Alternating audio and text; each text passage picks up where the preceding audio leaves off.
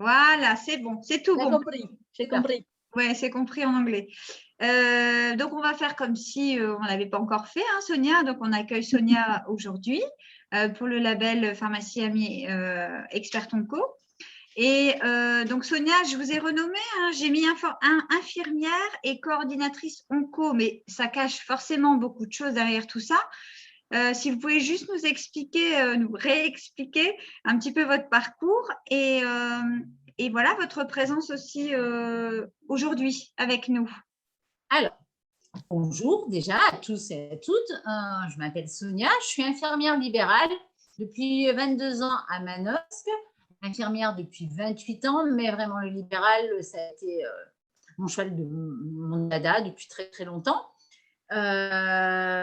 Je suis une infirmière bienveillante, très maternante. On m'a reproché il n'y a pas très longtemps d'avoir trop materné mes patients et que justement, de ce fait, ils étaient très exigeants avec mes nouveaux collaborateurs. Mais je suis une mère poule et ce n'est pas pour ça que je vais changer avec mes patients. Je suis avec mes enfants, donc je suis avec mes patients aussi. Et malheureusement, j'ai dû cesser mon activité en juin 2017 parce que j'ai été rattrapée par un petit cancer du sein qui n'était pas si petit que ça, en fin de compte. Il était agressif, c'est un grade 3. Donc, de ce fait, je suis passée par tout le parcours. Opération, test ganglion sentinelle, chimiothérapie, gros parcours en chimio. 3 grosses chimios, 9 petites chimiothérapies, réintervention et après l'opération, radiothérapie et ensuite mise sous hormonothérapie qui n'est pas, on ne donne pas des hormones, mais c'est un traitement qui va réduire justement les œstrogènes. Malgré tout ça, en faisant du sport, en mangeant équilibré, j'ai fait une récidive très atypique au niveau de métastases hépatiques et j'ai dû subir une double segmentectomie hépatique avec l'ablation de la vésicule. Et suite à ça, j'ai une thérapie ciblée pendant 5 ans avec une injection de Faslodex, donc c'est une hormonothérapie, toutes les 4 semaines. J'avais l'impression, moi, avant que cela m'arrive, que j'étais une bonne infirmière, que ma prise en charge n'était pas à remettre en doute, puisque je faisais mon travail avec bienveillance et avec amour.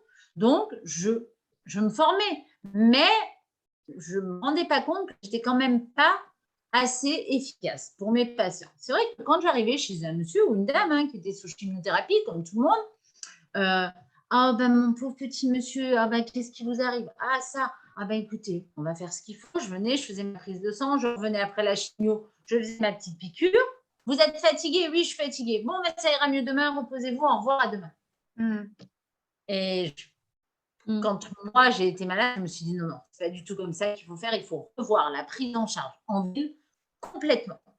Complètement déjà au niveau infirmier, mais complètement au niveau médical, complètement au niveau kiné. Parce qu'il y avait toute une prise en charge et complètement au niveau pharmacie aussi.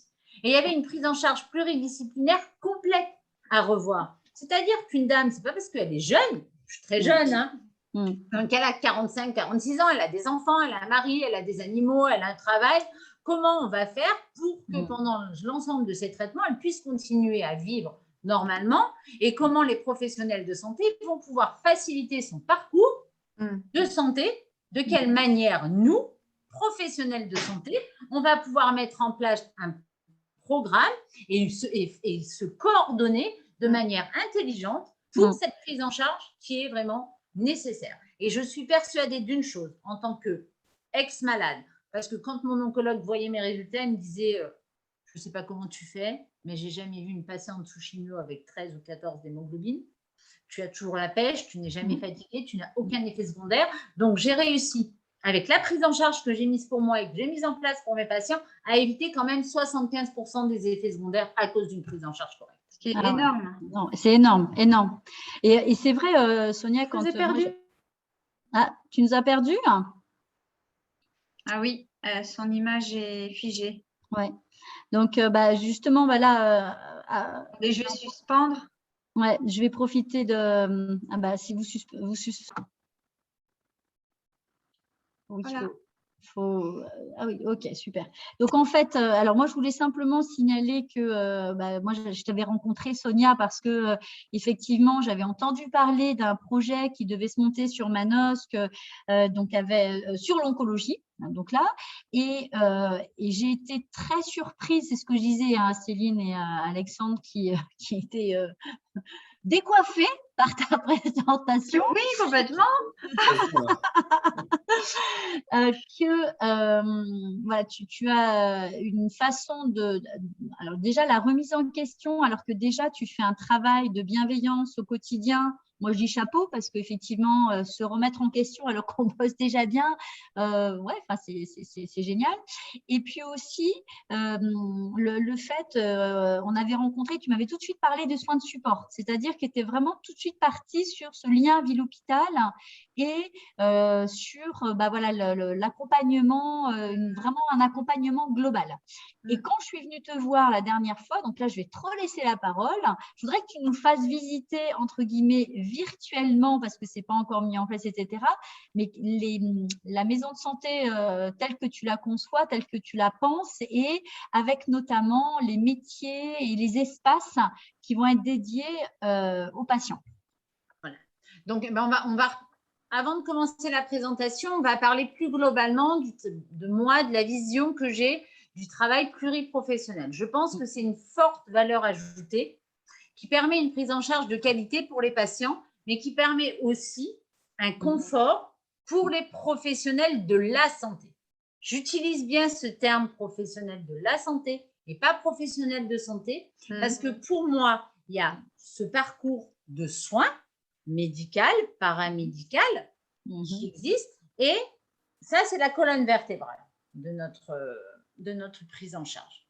Moi, je pense que pour solidifier et pour renforcer cette prise en charge du parcours, les soins de support sont comme un tuteur qui va suivre le parcours de prise en charge classique et qui va se surajouter en permettant d'améliorer la qualité de vie et l'état de bonne santé. Parce que ce qui est important, c'est que les patients, la plupart du temps, ne meurent pas de leur cancer, mais meurent de leur état de mauvaise santé engendré par l'accumulation des effets secondaires ou tout simplement de la fatigue, du manque d'appétit, généré par la pathologie qui est très anxiogène. Donc, c'est vrai que ce parcours, pour pouvoir aboutir, je pense qu'il doit être renforcé par des tuteurs. C'est comme une plante, hein. Au début, elle est toute petite, elle est fragile, donc on va lui mettre un tuteur. Et quand elle sera renforcée, ça va permettre aux patients, grâce à cette prise en charge pluridisciplinaire par des professionnels de la santé, qu'on pourra retrouver, nous, au niveau de la maison de santé de Manosque, puisque nous allons créer déjà au rez-de-chaussée une maison de sport santé, afin que les patients puissent continuer à pratiquer ou commencer tout simplement à pratiquer une activité physique adaptée afin de pouvoir maintenir une masse musculaire suffisamment importante pour que le patient puisse continuer les gestes de la vie quotidienne. Ça, c'est très important. Nous aurons sur le même étage les kinésithérapeutes avec un gros gymnase où là, ils vont faire un travail en amont ou en aval de l'activité physique adaptée en fonction des pathologies qu'on aura si on a besoin que kiné intervienne. Au premier étage, on a un pôle administratif avec l'ensemble du personnel du pôle administratif formé à l'éducation thérapeutique du patient, avec une valeur d'accueil globale, puisque les secrétaires seront aussi bien capables de faire un bilan initial pour une prise en charge et elles seront aussi bienveillantes. On a 3 coordinatrices. Une coordinatrice, Madame Coton, responsable du lien ville-hôpital, une coordinatrice globale, moi, entre autres, et Madame Bonnet, qui sera coordinatrice pour répondre aux appels à projets. Les appels à projets qui vont essayer de démontrer l'importance des soins de support, puisque Odile est sophrologue de formation. Donc, on va essayer de démontrer vraiment le bienfait de l'ensemble des soins de support dans la prise en charge, afin que cela soit reconnu et soit pris en charge. Parce qu'ils sont aussi importants aussi important dans le soutien que les autres soins. Et tu vois, Sonia, ce que je me dis aussi, c'est que par rapport à Pleine Santé Domicile et aux fonctionnalités, si tu veux, possibles, tu parlais d'évaluation pour avoir une preuve, entre guillemets, hein, de l'amélioration de l'état du patient ou justement la prévention des effets indésirables. Ce qui pourrait être intéressant quand on fera la formation, début du mois d'octobre, c'est d'avoir un peu les indicateurs que toi, tu juges importants, parce qu'on a cette possibilité d'avoir des entretiens santé, tu sais, comme je t'ai montré, on en a certains pour la pharmacie, mais après, on va avoir des entretiens santé qu'on va pouvoir monter, quels que soient, on va dire, les professionnels de la santé, j'ai bien entendu.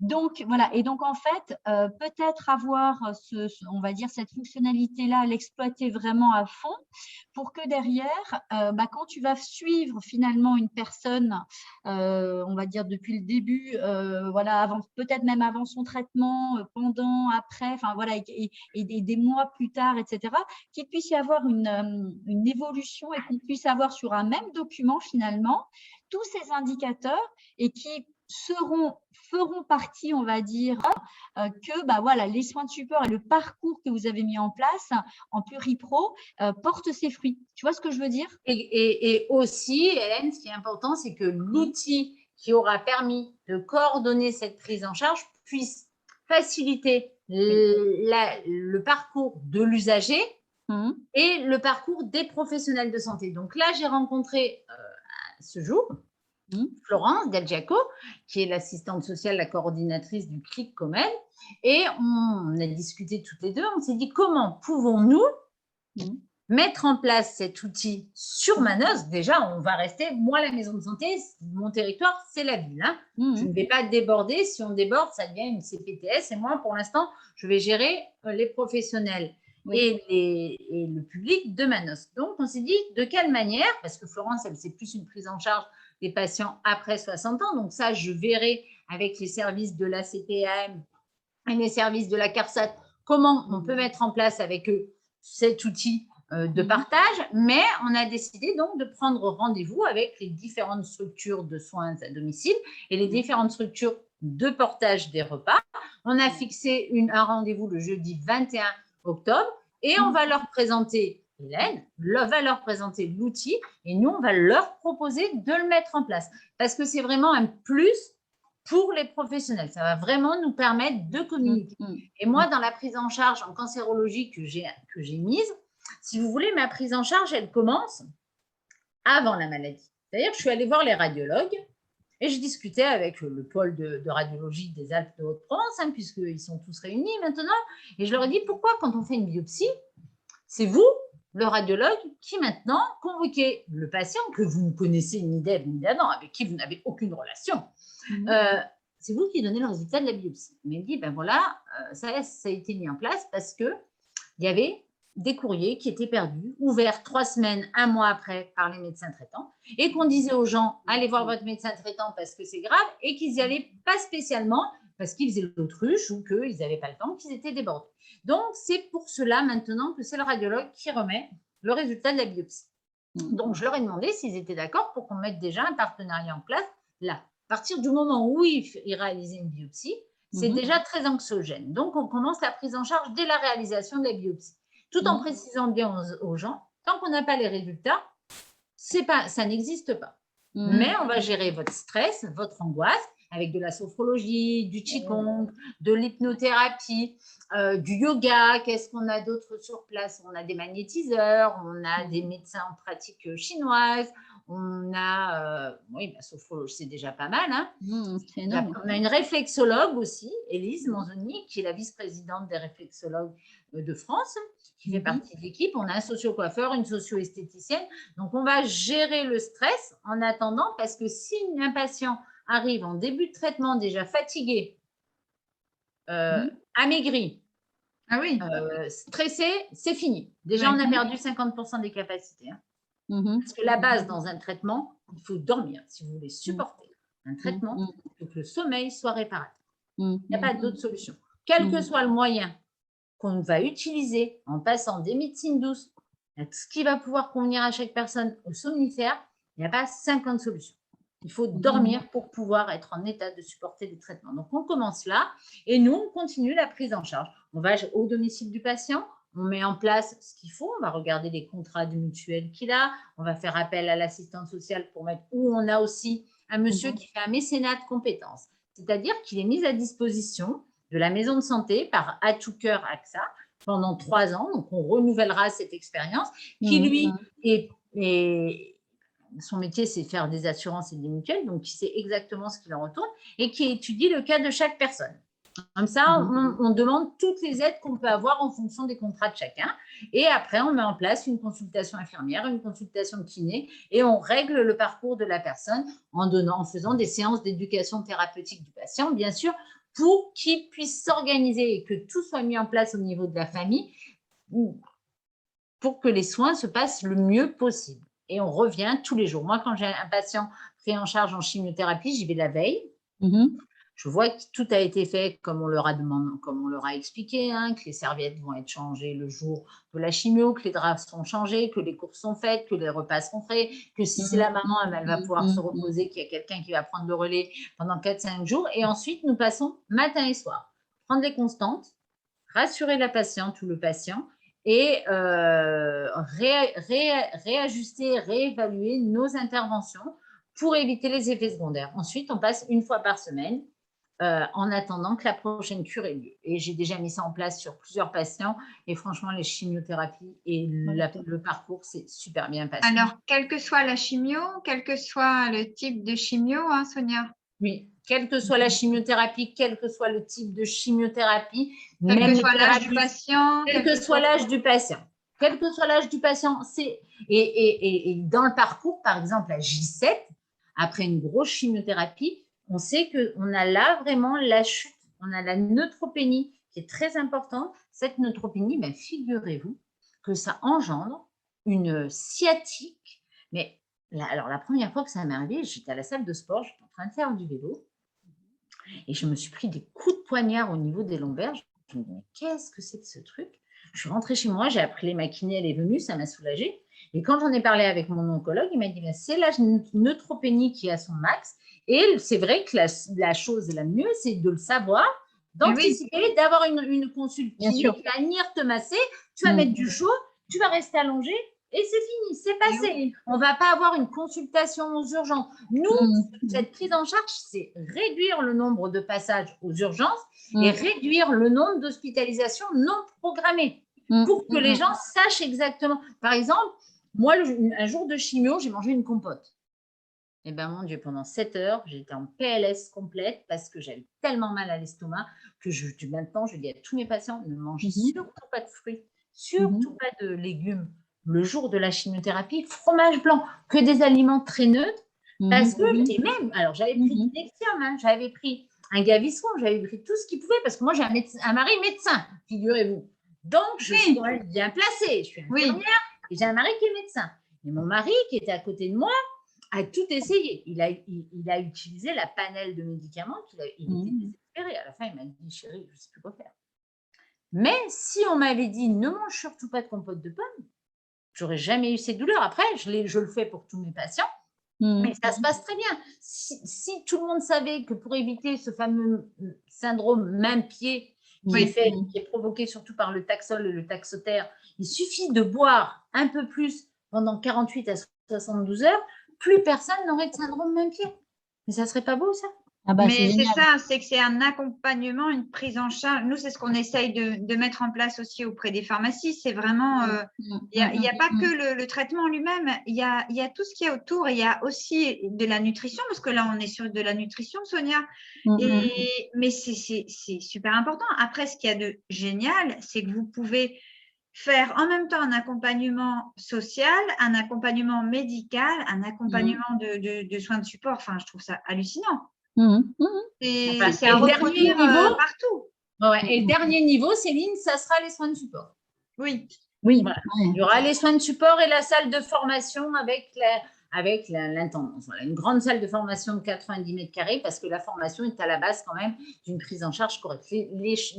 Les traitements sont tellement ça change tellement souvent. On est, Oui. on est dans une ère où tout va très vite. Oui. Donc, un traitement qui a 6 mois va être obsolète 6 mois après et on va être passé déjà sur autre chose. Donc, la formation tout le temps continue des professionnels de santé qui pourra avoir lieu dans le temps méridien, qui pourra avoir lieu le soir avec cette salle, c'est très important dans cette prise en charge. Et on a pu le faire parce que une de nos secrétaires nous a déniché ce site qui fait 1800 mètres carrés. Si on n'avait pas vu très grand dès le départ, on n'aurait pas pu le faire. Mais c'est ça, c'est ce qui est important, c'est que tout le monde puisse se réunir. Parce qu'on ne peut pas faire une prise en charge pluriprofessionnelle sans se rencontrer. Les gens ont besoin du lien physique, de se voir, de discuter, d'échanger. Et ce n'est pas en travaillant avec des gens que vous avez vite fait au téléphone en 3 minutes, qui n'ont pas le temps, qui ont la tête ailleurs, que vous allez pouvoir. Alors qu'avec cet outil de la pleine santé à domicile, on va pouvoir prendre le temps de se poser, de lire, et on va avoir tellement d'informations que ça va faire gagner du temps réel qu'on n'aura pas au téléphone. Imaginez, vous avez une dame qui chute. Vous rentrez que la dame a chuté, qu'elle est partie à l'hôpital, tous les intervenants vont le voir. Vous n'allez pas être obligé d'appeler l'ensemble des intervenants. Et pour nous, ça va nous dégager du temps de soins, ça va dégager du temps médical au médecin, mais ça va aussi dégager du temps pour l'usager et pour sa famille. C'est sûr. Et j'irai même plus loin, c'est-à-dire que, enfin, c'est pas plus loin, mais pour continuer enfin, tu es tout à fait dans tout ce qu'on avait imaginé, Sonia. Enfin, moi, je trouve ça génial parce que nous, l'outil aujourd'hui, et d'ailleurs, c'est ce qu'on a vu ensemble, nous, il y a un coût, donc, tu sais, qui est très modique au niveau de l'outil, parce qu'en fait, tout repose sur la formation et le lien humain qu'il y a entre tous les professionnels et avec les usagers et les aidants familiaux, parce qu'on ne peut pas faire quelque chose là. On discutait ce matin avec d'autres interlocuteurs en disant bah oui, mais c'est si je sais pas moi, si l'usager change de crèmerie, que ce soit au niveau de son aide à domicile, que ce soit de sa pharmacie, que ce soit son médecin, que ce soit l'hôpital, n'importe quoi, son infirmière, voilà, on dit bah oui, mais est-ce que toutes ces données là finalement je vais les offrir à quelqu'un d'autre entre guillemets qui n'aura pas fait ça? Mais oui, mais le patient, l'usager, lui qui est au cœur du dispositif, ce sont ses données, c'est ça, enfin comment dire, le patient n'appartient à personne en fait, hein, il appartient à lui. Exactement, mais ça c'est ce qui est très très difficile à faire comprendre à beaucoup de professionnels de santé. Là, je veux dire, je ne vais pas dire de la santé, de santé, parce qu'ils s'imaginent qu'ils vont être remis en danger parce que le patient leur appartient. Non, le patient il s'appartient à lui. Exactement, tout à fait. Et là, alors bon, je l'ai déjà dit à Céline, Alexandre aussi le savent, mais bon, pour les personnes qui visualiseront cette vidéo ultérieurement, voilà, Sonia va intégrer nos formateurs, formatrices, justement pour développer toute cette prise en charge pluriprofessionnelle. Alors effectivement, dans un premier temps, autour de l'oncologie et avec tous les parcours qu'il y aura, mais elle a une équipe autour d'elle qui est très riche également. Et en fait, les formations vont se faire aussi en co-animation. Donc, Sonia sera toujours notre pilier central, mais avec d'autres personnes qui peuvent apporter. Voilà, donc je pense à Jean-Paul qui fait de la stomathérapie. Je crois que c'est Gaëtan, l'éducateur. Gaëtan, c'est ça. Voilà, sur l'activité physique adaptée. Ça va être effectivement d'autres personnes. Tu parlais de sophrologie. Bah oui, je pense que la sophrologie aujourd'hui, les gens ne savent pas forcément ce que c'est que la cohérence cardiaque, comment effectivement gérer le stress dans l'attente du résultat quand on ne sait pas encore ce que ça va donner.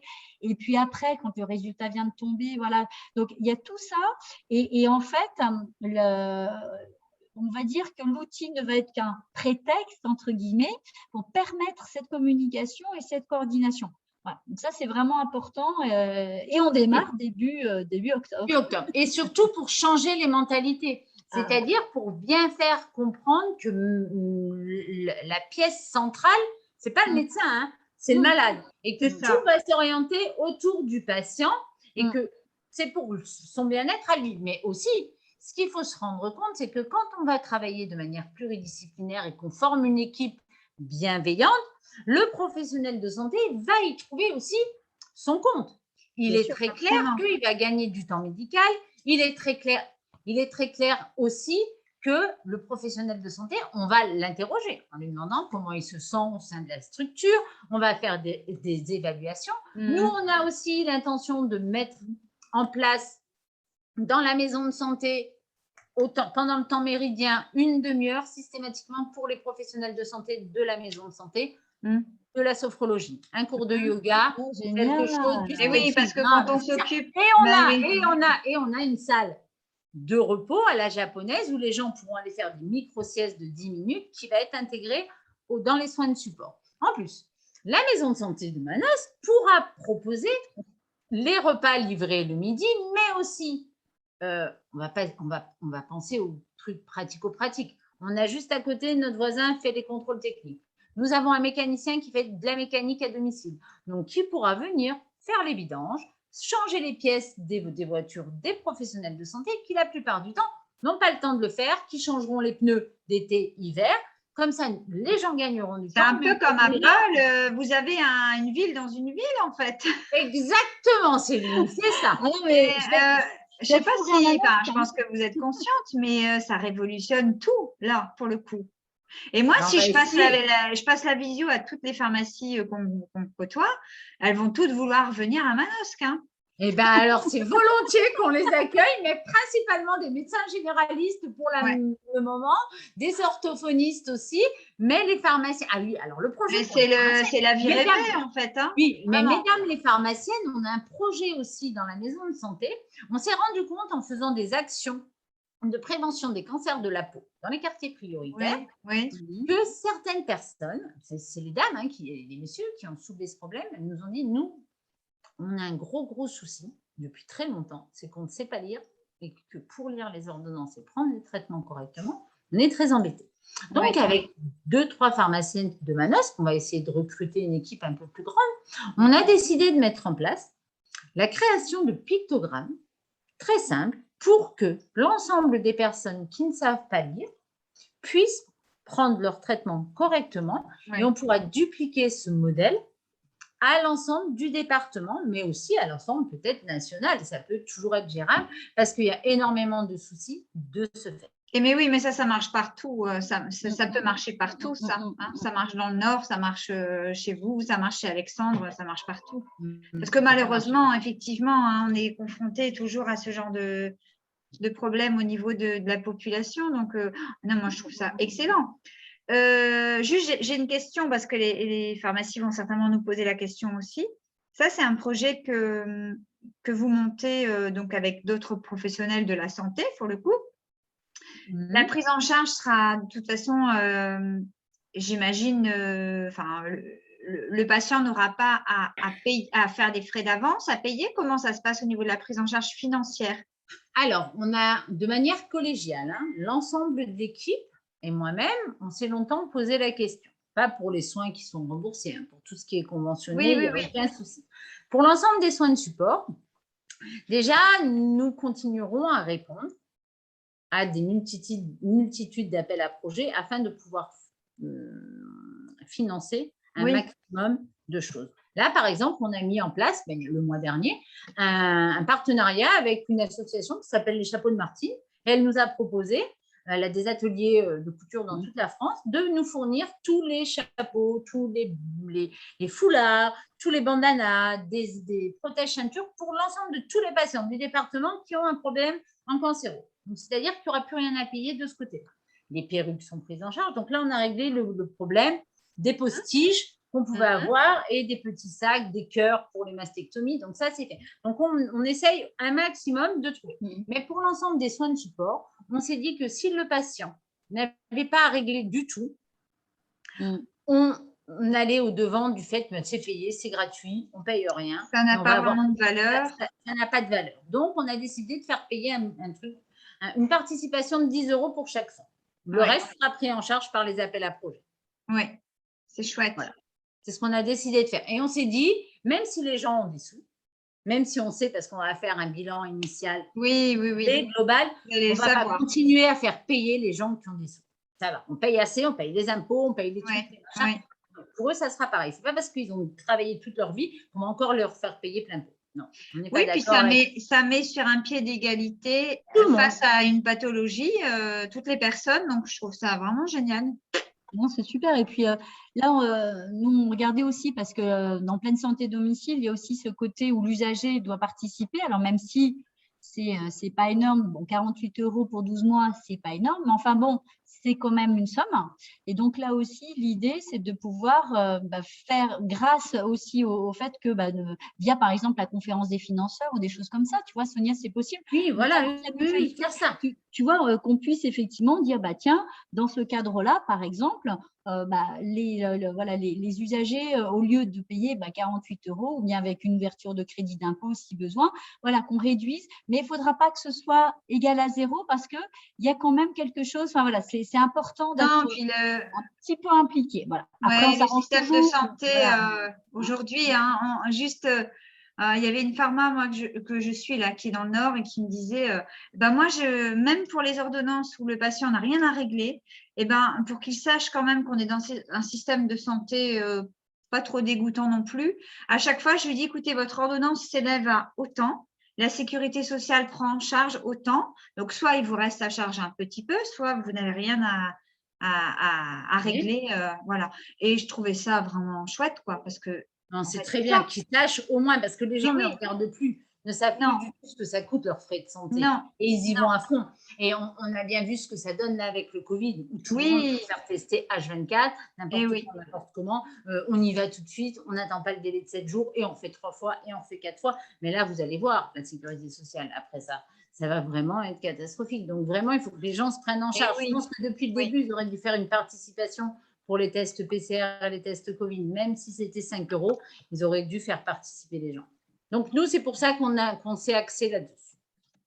C'est vraiment chouette, franchement.